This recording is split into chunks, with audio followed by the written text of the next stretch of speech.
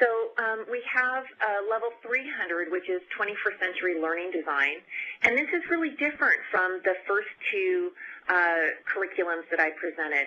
21st century learning design was really began and was based on the innovative teaching and learning research, and it asked the question, is there a way that we can help structure teacher lessons, how teachers structure their learning activities that will be more likely to elicit 21st century skills in their students?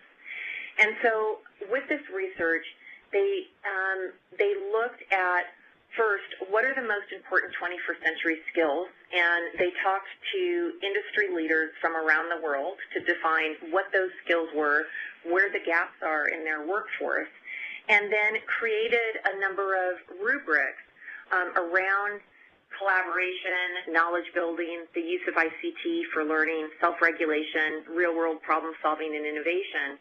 And the way this works is basically you sit down with your educators or with them in peer groups, and you analyze and score either their existing learning activities or new learning activities on these different 21st skill dimensions.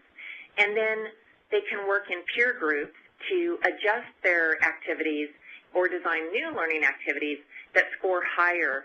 And it's very impactful process, and what really is great about this is it's not kind of a one-shot professional development offering. For this to be effective, it would really go over a year or even multiple years, where teachers over a period of months might take one or two of these different 21st century skill dimensions and then get together in peer groups and look and adjust and lesson and talk and share best practices. And over time, the results are very impactful, which I'll show you in a minute. This is an example of what I mean. So in the collaboration rubric, it asks these very specific questions. Are students required to work in groups or pairs? And if the answer is no, then that learning activity is scored as a 1. And if the answer is yes, then you go to the next question. Do students have shared responsibility? Again, if the answer is no, it's scored as a 2. If the answer is yes, you go to the next question. Students make substantiative decisions together, and finally, do students if students work interdependent? Now, this seems very simple on the face of it, but as you'll see in webcast number 2 of Building Teacher Capacity, if you do decide to move forward with becoming a Partners in Learning training provider, there is a number of contextualizations and detail that fall behind each one of these pieces, so that we have to all get common knowledge about, wait a minute, what does substantive decisions mean? What does shared responsibility actually mean? And so there's very detailed information to understand what is the evidence that has to be in the lesson activity, as well as in the student work, that would demonstrate shared responsibility. What is the specific evidence that would need to be there to demonstrate that students are actually making substantive decisions together? And then there's another kind of facet to it, which is age appropriateness, right? So appropriate for their age level. So it's actually very rich, very robust, and a great way to weave together all of the things we've talked about. How do you get basic technology skills? How do you understand where to apply those technology skills to meet what learning objectives, right? Not the other way around, which is the teaching with technology. And then taking a look at your current learning activities, and are they optimized to elicit those 21st century skills in students? And again, you don't have to do this step 1, step 2, step 3. These can be intermingled in a very rich and robust professional development program. And this is the result of one of the pilot year schools. So this is a particular school in Russia. And you can see that in the pilot year, this was the average here in the orange scores for the teacher activities that they looked at in these different areas. And after the 1 year, you can see how significantly those scores changed. And so the idea is that lessons that are scoring in the 3s and the 4s and the 5s in some cases are going to be much more likely to elicit 21st century skills and teach 21st century skills to students than rubrics or lessons that score lower. And then the other really interesting piece is that to then look at and take a sample of the student outcomes, the actual student work that resulted of this activity, to see, did it really happen? And if it didn't, why didn't it? And then be able to adjust and improve the learning activity as a result of that information. And this content is really moving into the knowledge deepening and knowledge creation area of our little pyramid here.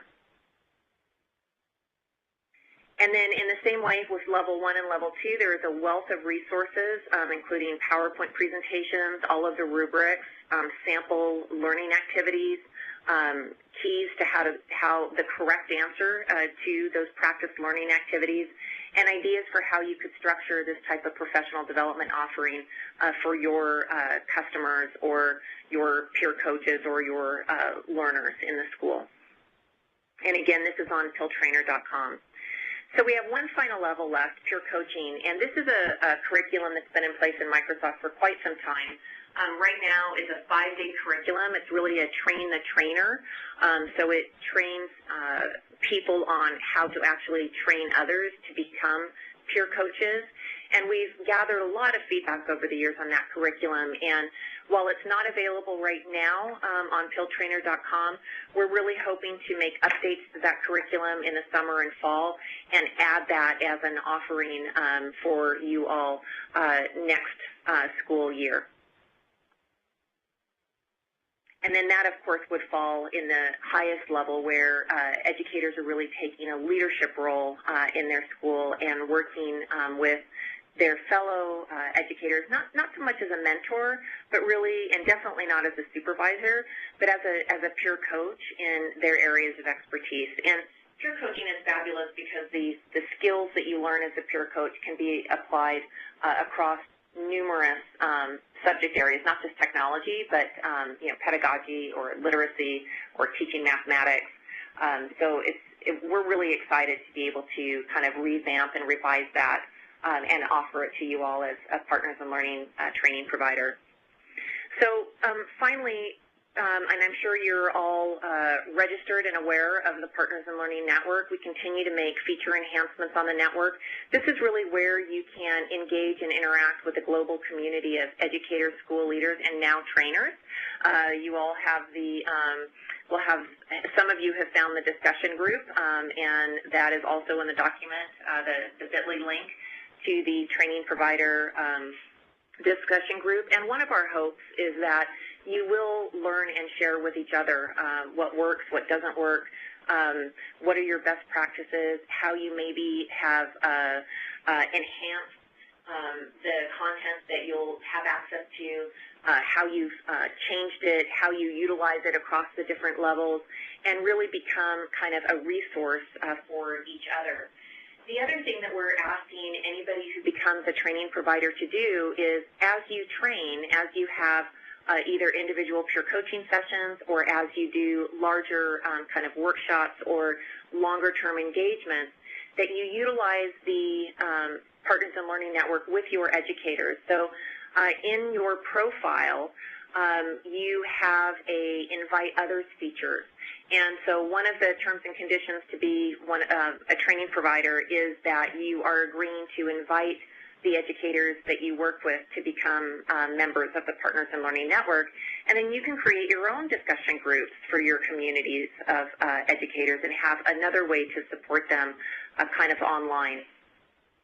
So we're getting close to summary. In summary, the training provider program has 3 different kind of components. One is if you're applying as an organization, an NGO, or commercial provider, or a nonprofit group, we have an affiliate designation. And I think most of you that we saw here are teacher trainers, teachers in the classroom who are also doing some coaching, and that would be a peer coach. Or if you're doing broader training, you're holding workshops, you do training kind of as your primary function, then we have this place called Trainer. And you'll see that in the application, there is a place for you to kind of indicate whether you're applying on behalf of your organization or as an individual.